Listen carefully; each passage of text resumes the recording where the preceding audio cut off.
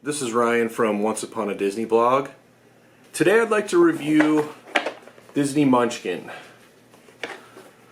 So Steve Jackson Games, which was developed by USAopoly, and when they announced this game, I gotta say I was pretty excited for it. I actually had thought about making my own version since there wasn't one, but obviously that saved me time. I didn't have to do it. So let's see what's inside the box. Here, as usual, are the instructions. And, I mean, like all of the Munchkin games, instructions kind of look the same as far as the layout and everything.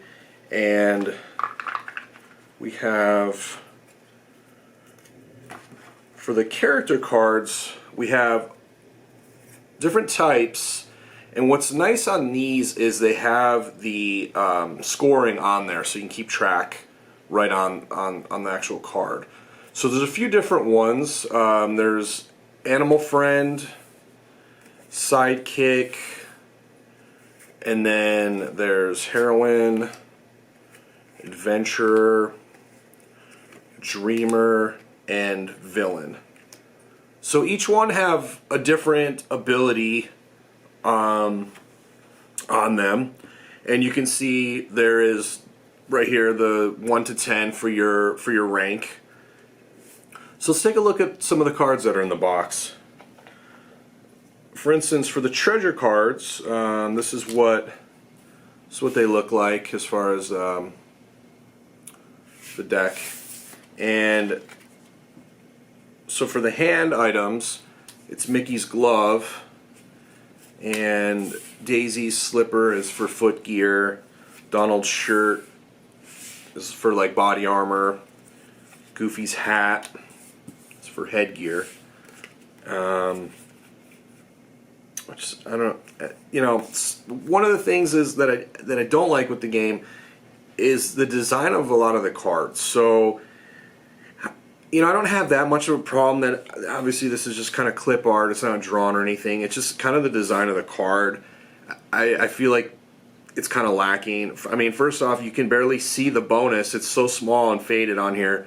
A lot of the text is small, and obviously you can see here there's a lot of text here, so they had to leave a big space there, but then it looks very weird with just nothing there.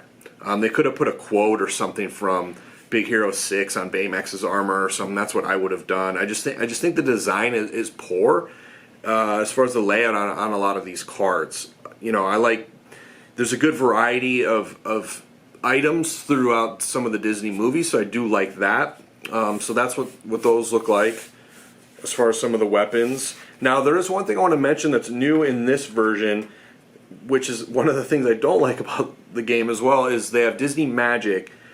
So this is what it looks like on a card right down here. It'll say Disney Magic on it, and for instance for this one it says an additional 1 until the end of the turn. So some of these have Disney Magic, and I'll actually read exactly what it says in here, because it's something that I think is a little bit cheesy with this game. So, cards that include Disney Magic have extra abilities or bonuses that can be triggered, but only if the player who controls the card quotes a line or sings/hums a song from a Disney movie. If they do so, they receive the benefit. A player may not repeat a quote or song that has already been used in the game. So that's something you have to kind of like remember, and I think it's a little bit corny, and that's on some of these cards, but it is what it is. So here's what some of the other cards look like. As far as from the treasures, some of the sidekicks, you have, here's like Elsa, Peter Pan, and then obviously you can tell the clip art from Peter Pan looks quite dated than say Elsa's from Frozen, since it's a newer movie. So there's a good array of people, Moana, Hercules, but again, here you see Hercules is just completely blank. Like they could have put a quote in there or something, and the text is pretty small too on some of these. Here's Aladdin, he gets a +2 to run away. So, kind of poorly designed, in my opinion at least. And what else do we have? We have, as far as some other treasure cards. So for the go up a level cards, they use kind of stuff from Wreck-It Ralph. So like here's a medal for that. And some other ones. I mean, they're not that interesting, I guess. But that's what those look like. And as far as this is a little bit strange. So in some of the treasure cards, you can see like here's the treasure are different types of like normally these would be like a one shot or something like that as a +2 bonus, or like this one cancels a curse. So those are in the treasure deck as well as the door deck, which is sort of strange. I don't know why they didn't use different art for it. For instance, like here, whoops, that's not the right one. Here's one. So here's what the door deck looks like, which I do like this design as far as what the doors look like. But then it's another one of these types of cards, but it's different. So this is one, target player must become your helper in this combat, which is a pretty good card. But it's confusing that it's the same design in both the door and treasure cards. There's a few of those. So that's really strange. Here's another one that has Disney Magic, Poison Apple. So play when someone successfully escapes a combat for any reason. They must re-roll their escape, even if it was automatic the first time, usable only once. And then under the Disney Magic it says they only escape on a 6. Now that's a really powerful card that you could really mess with somebody with. And that is one thing that I do like about the game is there's some new things in this like that. I haven't seen this card in any other Munchkin game that are pretty cool. And there's something in here I saw like with because I forgot about it. It's in the instructions that you can actually trade with players, which I don't know of that in any of the other Munchkin games, which is kind of interesting. I mean, it gives something that you could something else to do. Trade an item with another player, and so that's kind of neat. And then there's also a faster play rules in here that gives kind of an alternative way to play, which I do think is cool. Let's look at what some of the door cards look like. So the curse cards, which would be like your trap cards or whatever, are kind of boring. It's the same image on all of them. And again, just poorly designed in my opinion. You can barely read, this says lose a level, you can barely see it, and then like here's what kind of like a blank one looks like. They're the standard kind of, lose an item, lose 2 levels, stuff like that. But, just I feel like they could have designed this a little better. And here's what some of the you have your normal like wandering monster card, +5 to monster, stuff like that. Here's what like a cheat card looks like. There's 2 different ones in here. And then some of the monsters / villains that are in the game. You have Queen of Hearts, Evil Queen. And then Hades is the level 20 monster, if I can find it. Oh, here's Hades. Right there. Ursula. So, and then of course it shows you how many treasures you get, and if you go up more than 2 levels, it's kind of really small down here for some reason.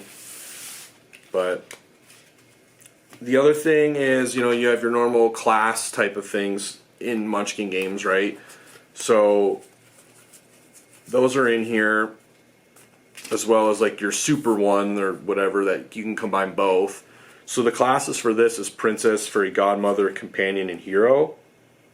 And these are kind of neat. I mean, they have some unique abilities about them. Like, for instance, under the Princess for Animal Friends, it says your animal friends bring you trinkets once per round on your turn. Take the top treasure discard if it has a value of 200 gold pieces or less. That's kind of cool. That's something I don't remember in any other Munchkin game. So there are cool things on these classes. Under the Companion, it says when you are the helper in combat and you have to run away, you get a +2 to your roll. For hero, if you have no cards in your hand during combat, you gain a +3. So there's some cool stuff on these, and this is what some of these look like. I mean, they're not, it's just kind of a basic logo thing on these boards. And then this is the hero one.